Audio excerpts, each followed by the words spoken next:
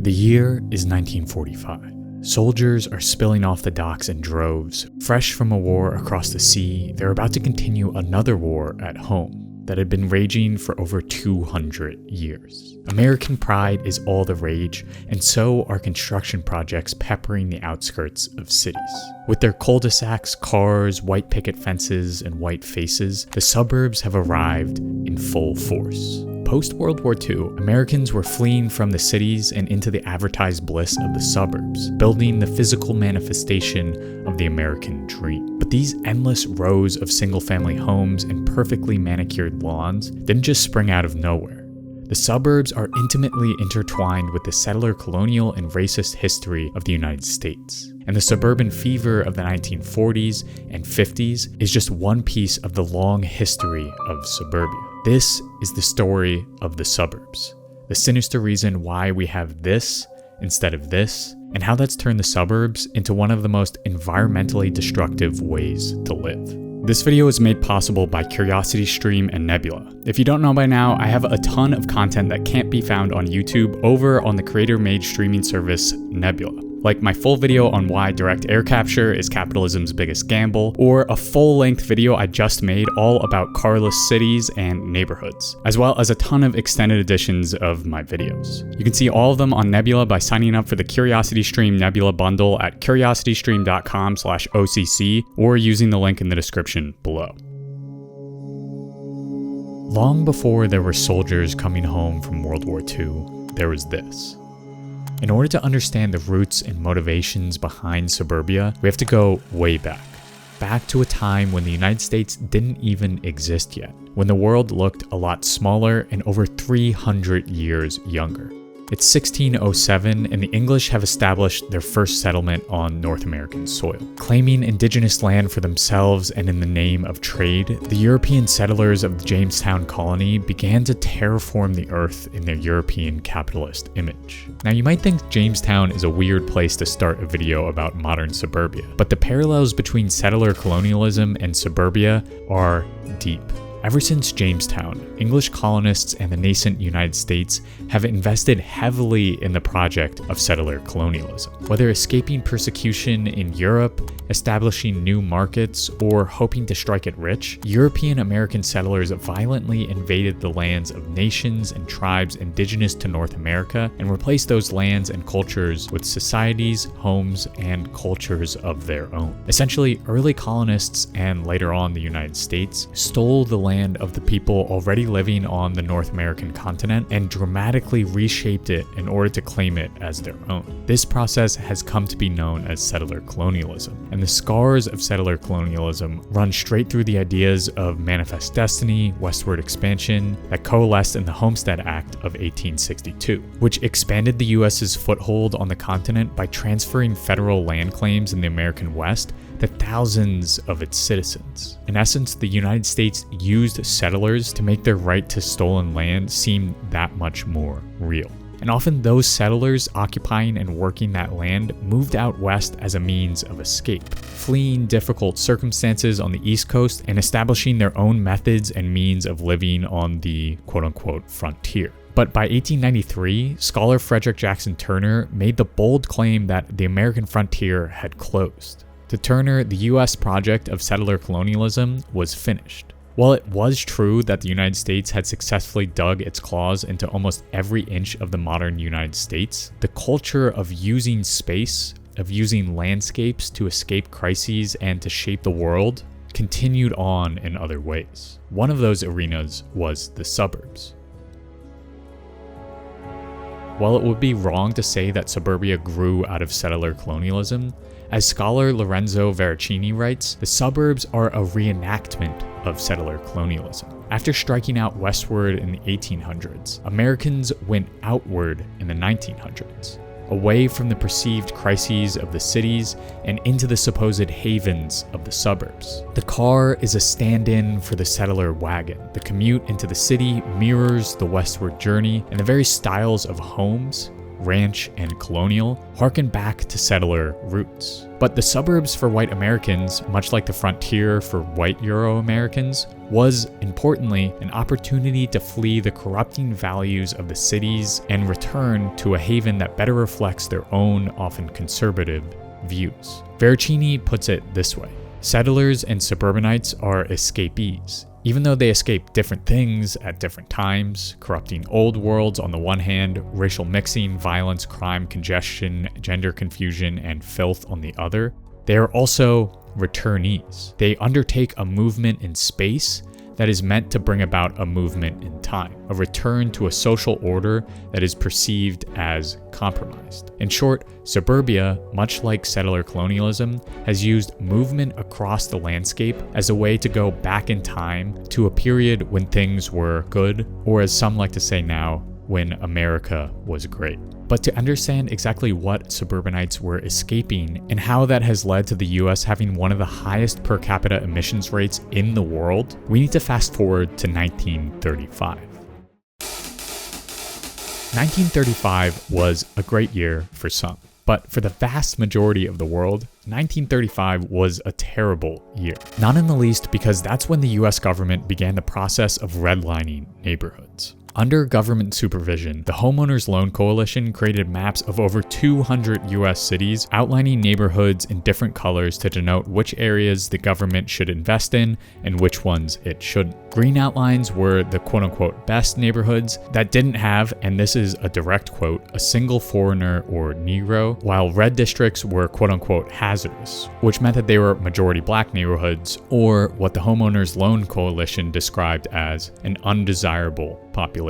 This is the origin of the term redlining. Agents from the Homeowners Loan Coalition would travel around to different districts and draft blatantly racist assessments about neighborhoods like this one, which marked one neighborhood as yellow because black residents of surrounding districts walked through that area's park, and the school for that zone was located in a black neighborhood. Green neighborhoods were okayed for mortgages and public funds, while those marked in red were avoided at all costs by mortgage lenders and government spending. Redlining systematically divested funds from black neighborhoods and put them into white neighborhoods. But government-sanctioned redlining in the city is just the tip of the iceberg. Racist white fears of crime, filth, and violence pushed white folks to flee urban centers and carve out fortresses of whiteness in the suburbs. Indeed, for many suburbs in the first half of the 20th century, there were official zoning laws and unofficial racial housing covenants that restricted white homeowners in the suburbs from selling to prospective black homeowners. For white people, the suburb represented a conservative refuge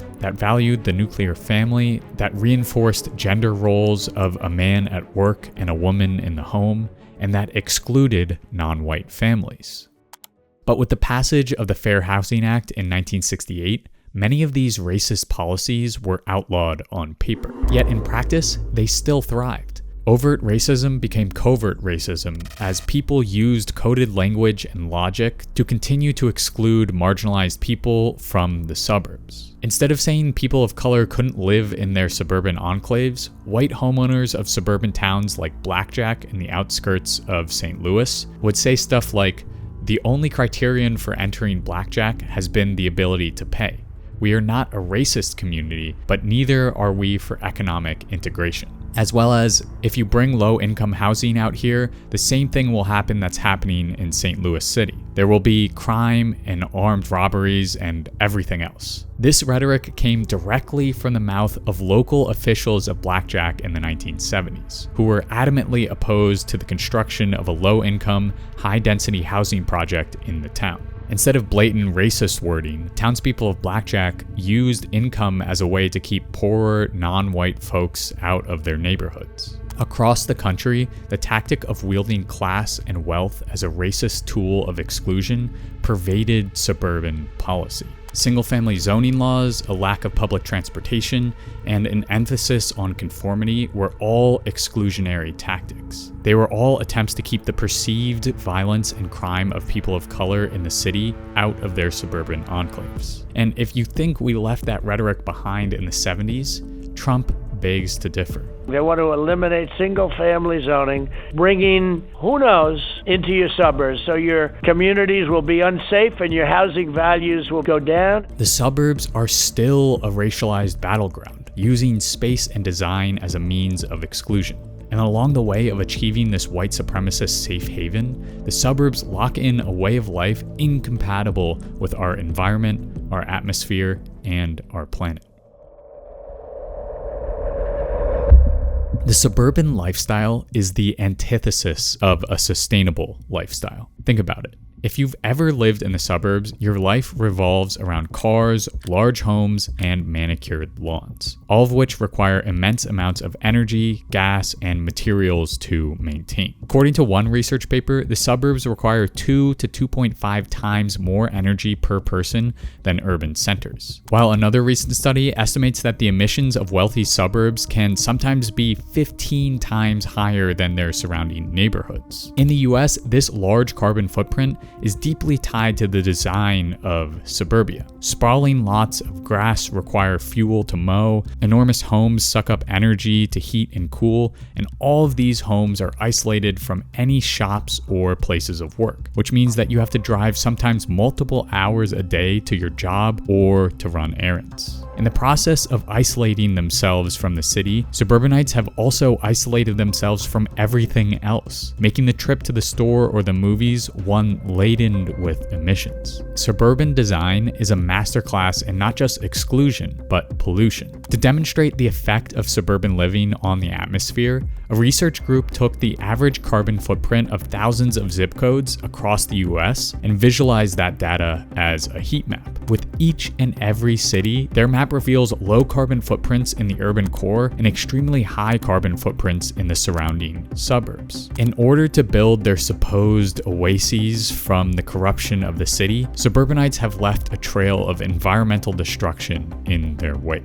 Or, as environmental and urban historian Robert Gioeli writes, the American metropolis is a constantly expanding and morphing racial petroscape, where decisions made to maintain racial inequality and white privilege reinforce carbon-intensive forms of urban development and mobility, while delegitimizing anything that would help cities move along a more sustainable path. In short, the suburbs are unsustainable, and their environmental destruction is supported in part by a refusal to interrogate white privilege and the racial underpinnings that gave rise to them. The suburbs are steeped in a legacy of settler colonialism and racism that have locked the United States into one of the highest per capita emissions rates in the world. But it doesn't have to be this way. There are so many alternatives across the world and even within the US. We know that dense cities are less carbon intensive. They are the exact opposite of the suburban lifestyle. City dwellers have smaller homes, easier access to mass transit, and can walk or bike to stores and their jobs. But we can't just eliminate the suburbs and force everyone into the city. So what would it look like to transform the suburban landscape? For one, it would mean building a lot more low-income and accessible housing projects like the one that was blocked in Blackjack. It would also mean bringing places of work, play, and stores closer to the home so people can walk or bike to them instead of using the car. And finally, it means dramatically expanding public transportation options in a dense net throughout neighborhoods and between suburb and city. This all requires an emphasis on mixed-use zoning laws over single-family zoning, public investment in transportation, and an overhaul of infrastructure, all of which require incredible political pressure. But right now, in the local planning boards of American suburbs, that political pressure looks like the opposite of what we need.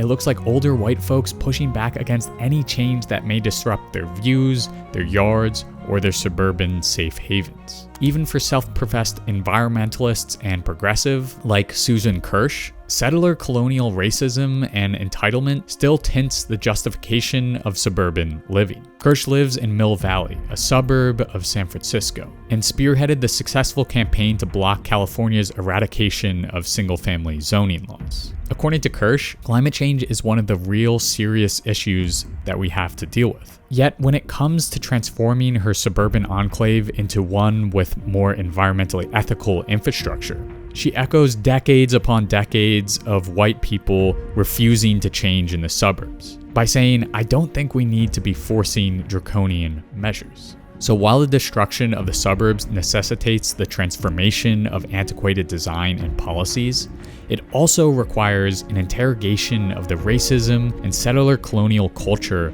that reinforces them. Until we wrestle with the unconscious and conscious bigotry, hatred, and entitlement that spawns from our culture, the suburban lifestyle will continue to stand in our way of creating environmentally sound and community-focused ways of living. But are there actual examples of cities or towns that are built around people and planet instead of cars and privilege? The short answer is yes, but going into detail about how and why these towns and cities work ended up being a long process, and I felt like I needed a whole nother video that wouldn't be great for the YouTube algorithm. So if you're curious about what cities and neighborhoods are leading the way in sustainable design, I made a full-length companion video on Nebula looking at just that. You can find that video and a bunch of other content from OCC that's not on YouTube over on Nebula. If you don't know by now, a group of educational creators on YouTube teamed up to create a streaming service called Nebula that is home to a ton of ad-free, exclusive content like a bunch of extended videos and interviews from me, as well as original videos from other creators like Not Just Bikes, who has a Nebula exclusive video for all you suburb haters out there about how hard it is to buy milk in Suburbia without a car. Nebula allows me and Not Just Bikes to flex our creative muscles without having to worry about ad revenue or the dreaded YouTube algorithm. It's a platform made by creators for creators. Instead of the fluctuations of ad revenue, we get the consistency of your subscription. It provides the creative backing and stability that's sometimes hard to find through YouTube. And the best way to get access to Nebula is to sign up with our partner CuriosityStream, the largest source of informative documentaries on the internet. I recommend checking out the documentary series Naturopolis, which looks at how major cities like New York and Paris are beginning to blend urban design with natural ecosystems. But if that's not your speed, there are thousands of other big budget movies on CuriosityStream, like a host of David Attenborough nature documentaries, or even ones imagining what the future will look like. And you can get access to both Nebula and CuriosityStream with our bundle deal available at curiositystream.com/OCC for 26% off. That's $14.79 a year, or a little over $1 a month. So basically $1 a month for a version of YouTube with exclusive content, no ads, a lifetime supply of engaging educational videos, and the warm feeling knowing that you're supporting indie creators doing what they love. Again, go to curiositystream.com/OCC or click the link in the description if you want to sign up for Nebula and CuriosityStream. Or if you're looking for a quick way to sign up for Nebula, you can click the link on the screen right now. And if you're ready for another OCC video, maybe check out my last video on disaster capitalism on screen right now. Otherwise, thanks again for watching, and I'll see you in the next video.